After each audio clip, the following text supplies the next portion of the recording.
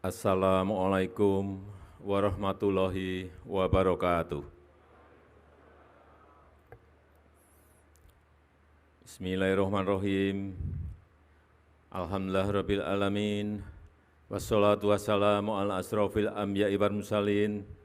Sayyidina wa habibina wa syafi'ina wa maulana Muhammadin wa ala alihi wa sahbihi ajma'in amma ba'du.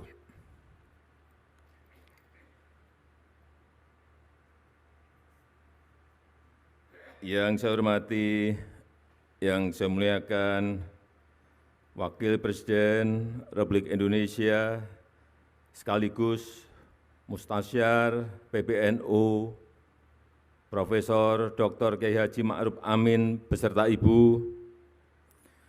Yang saya hormati, yang saya muliakan Rais Am, Pengurus Besar Nahdlatul Ulama, Bapak Kiai Haji Miftahul Ahyar beserta seluruh jajaran Syuriah. Yang saya hormati, yang saya muliakan Ketua Umum PBNU Profesor Dr. Kiai Haji Said Agil Siroj beserta seluruh jajaran Tanfizyah.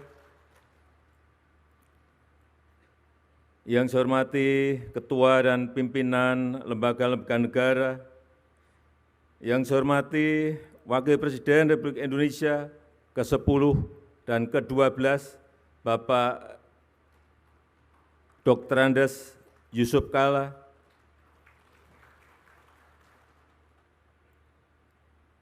yang saya hormati para Menteri Kabinet Indonesia Maju yang hadir,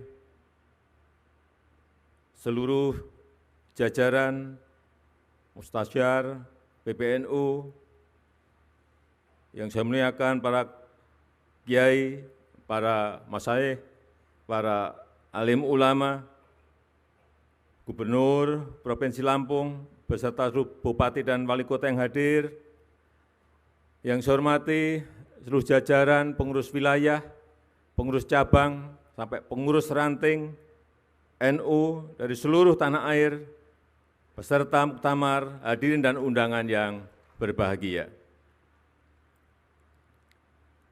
Pertama-tama atas nama pemerintah, atas nama masyarakat, atas nama negara, saya menyampaikan terima kasih dan penghargaan yang tinggi kepada Nahdlatul Ulama yang telah membantu pemerintah dalam menenangkan umat, menenangkan masyarakat dalam masa pandemi ini. Yang kedua juga terima kasih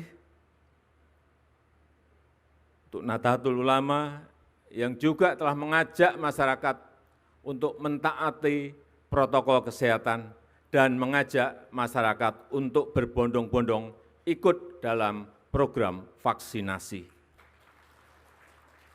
Ini saya rasakan betul betapa ajakan para kiai, ajakan para ulama betul-betul berdampak pada meningkatnya keinginan masyarakat untuk ikut vaksinasi. Pada awal-awal program vaksinasi, begitu keluar yang namanya vaksin AstraZeneca, banyak daerah yang tidak mau mengambil. Padahal saat itu stok yang banyak adalah AstraZeneca.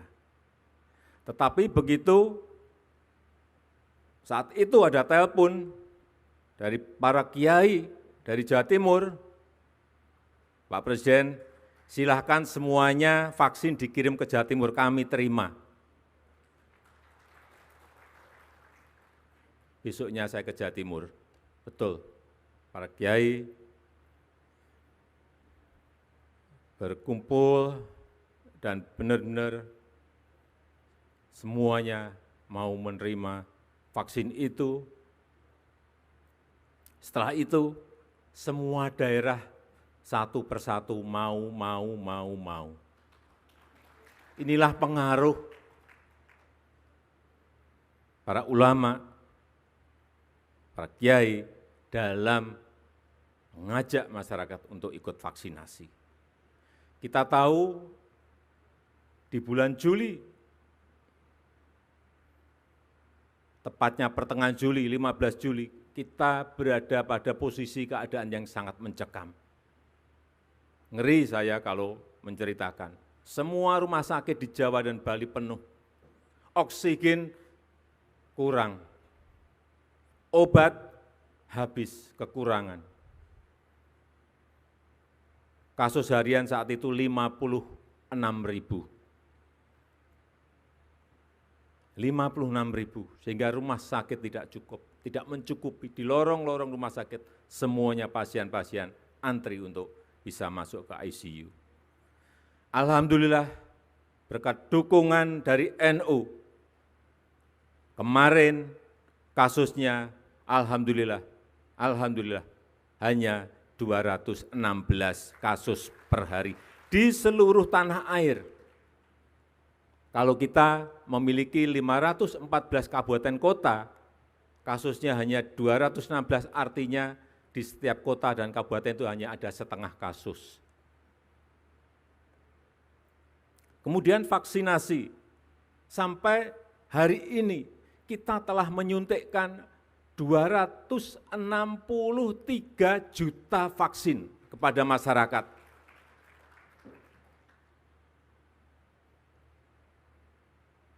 Bapak Kiai bisa membayangkan menyuntikkan kepada 263 juta kali suntikan. Itu sebuah pekerjaan yang sangat rumit, sangat kompleks. Belum membawa vaksinnya ke tempat-tempat yang sangat sulit di atas gunung, ke pulau-pulau kecil, dengan membawa perahu, dengan naik sepeda motor, membawa box untuk pendingin vaksin. Sekali lagi alhamdulillah, kita sudah mencapai 263 juta, dosis pertama 73,9%, dosis kedua 51,8%. Kita harapkan segera bisa mencapai 70% untuk mengejar agar COVID ini tidak menyebar kemana-mana lagi. Dan juga hari ini telah disuntikkan kepada anak-anak 6-11 tahun sudah 1 juta. Ini juga kecepatannya sangat bagus sekali, alhamdulillah.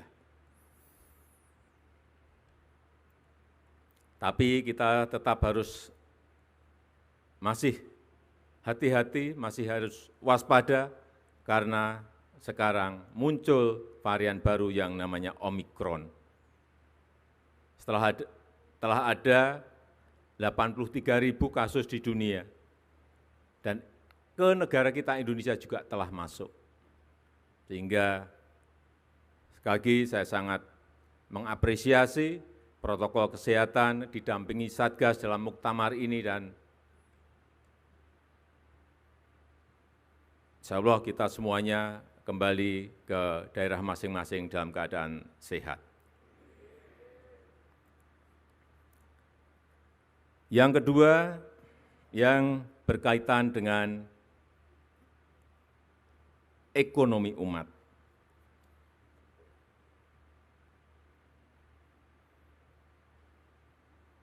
Kita tahu banyak yang disampaikan mengenai masalah pemerataan, seperti tadi juga Bapak Ketua Umum PBNU juga menyampaikan. Memang kita harus berbicara apa adanya, pemerataan bukan sebuah hal yang gampang untuk dilakukan. Tetapi saya melihat bahwa kekuatan di NU sekarang, anak-anak muda yang pinter-pinter, santri-santrinya yang pinter-pinter, yang keluaran banyak dari universitas-universitas yang besar dari seluruh negara yang ada di dunia ini. Apabila ini bisa dirajut dalam sebuah kekuatan lokomotif, saya meyakini ini bisa menarik gerbong yang ada di bawah untuk bersama-sama dalam rangka mensejahterakan kita semuanya. Saya menawarkan yang muda-muda ini dibuatkan sebuah wadah, bisa PT atau kelompok usaha, dan pemerintah, saya menyiapkan, kalau siap, saya menyiapkan konsesi.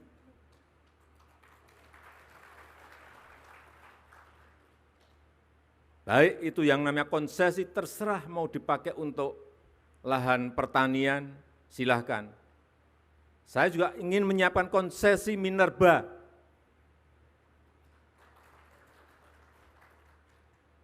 Yang pengen bergerak di usaha-usaha nikel misalnya, usaha-usaha batu bara, usaha-usaha boksit, usaha-usaha koper, tembaga, silahkan. Tetapi sekali lagi, ini dalam sebuah kelompok usaha besar, sehingga nanti bisa menggeret, mengajak gerbong-gerbong yang lain untuk ikut menikmati. Ini memerlukan sebuah kerja besar, tetapi saya melihat potensi di Nahdlatul Ulama itu ada, tinggal merajutnya.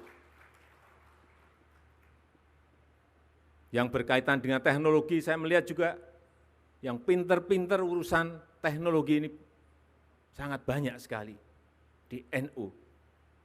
Doktor-doktornya banyak sekali yang muda-muda, santri-santri yang dokter banyak sekali. Karena apapun ke depan yang namanya teknologi, ini harus, mau tidak mau, kita harus masuk ke sana.